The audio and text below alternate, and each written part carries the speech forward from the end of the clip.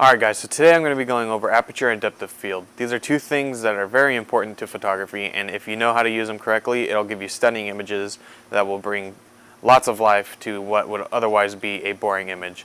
So let's go inside and I'll tell you how to set it up.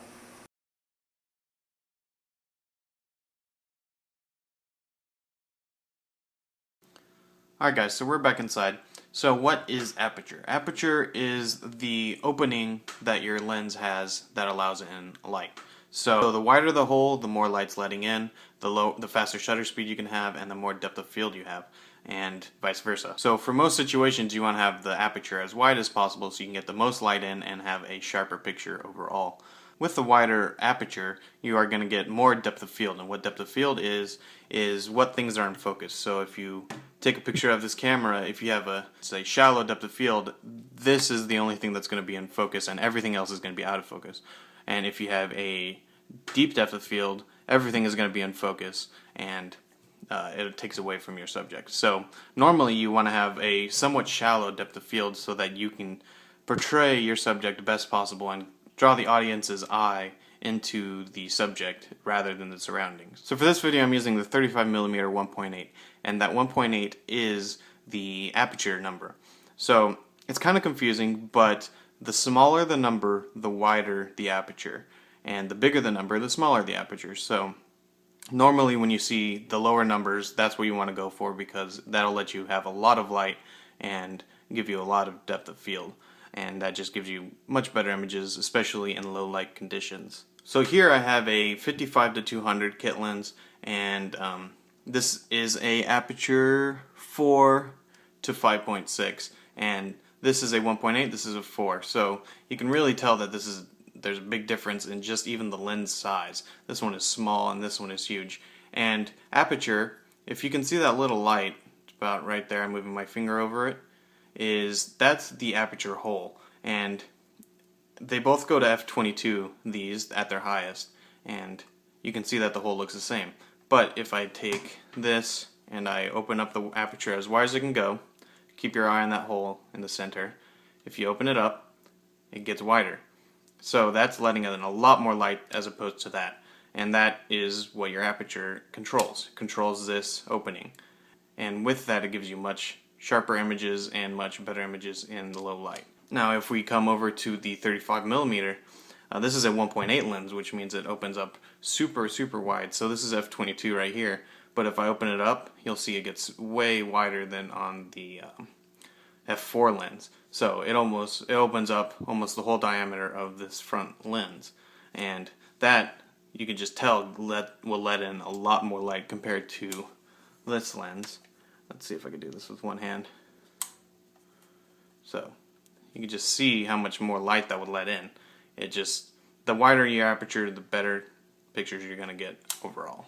So now that you know what aperture is, let's go ahead and go in the camera and show you how you're going to control it.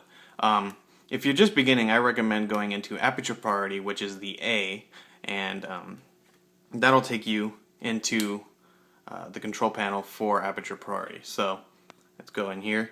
So as you can see, my F number is at f/20. So the way you control that is with the dial. This dial right here, you just control it, and as you can see, the F number is going down.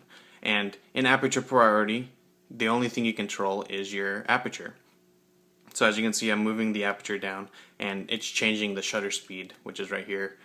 It's changing that all by itself, and all I have to do is worry about what I want my F number to be. So if you're just learning, I recommend staying in aperture priority and making sure you know what you're doing with aperture and how it affects your depth of field. So now that you know how to control it, let's go outside and I'll take some test shots and show you how it works in practice. Alright guys, so we're back outside, and what I'm going to do is use this bear as a subject. Found this lying around, don't know why it's out here, don't know who it belongs to, but it's out here. I'm going to use this as a subject, and I'm going to show you how aperture affects your depth of field and how it really gives you better images overall. So I'm going to be in aperture priority. Normally I would be in full manual, but if you guys are just learning, it'd be easier if you learn in aperture priority. And so yeah, I'll just stay in aperture priority. So I'm going to start at f/1.8, which is the widest my lens goes. I'm going to take a picture of the bear and show you the results.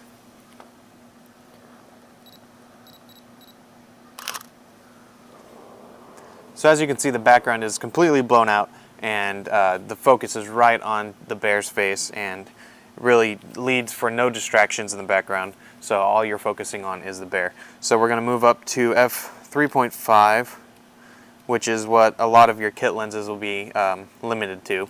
So this is a lot. This will be normal, what most people will have. So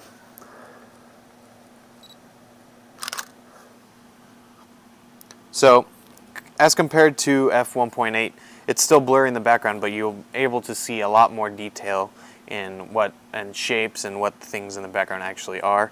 So let's keep moving up to we'll go to f8. So as you close your aperture, you want to make sure that your shutter speed doesn't drop too low, because that'll cause shake, and that just will give you a unsightly image. So what you want to do in the event of that is you want to up your ISO to, let's go 400. See if that'll give us that was much faster, and hopefully give us less shake. So as you can see from this image, everything in the background it's not clear, but you can definitely make out what it is, and it's more distracting. You can see all the background elements, and it takes away from the subject, in this case the bear. So let's go ahead and let's take it to the extreme and go to f20. I'm going to make my ISO. This is something you normally wouldn't want to do unless you're on a tripod or have a lot of light, which I don't really have right now. Let's go to ISO 1600. This probably isn't going to be a usable image because we're still at 1/5 of a second shutter speed. So yeah, that's too slow. Might be a little blurry, but that's okay. I'm just trying to show you the effect that depth of field has with aperture. So as you can see from these images, the lower you have your aperture, the more focus you have on the subject, and this gives you much better images, and I think gives you a better picture overall. So that's it for this week. Next week we'll talk about shutter speed and how that is used with aperture and all that stuff. So join me next week. I hope you enjoyed this video. Subscribe up above. There'll be a little link about right there probably. And follow me on Twitter at Gonzo3303. Like my Facebook page, that'll be down below, and also add me on Google+. So I'll see you guys in the next video. See ya.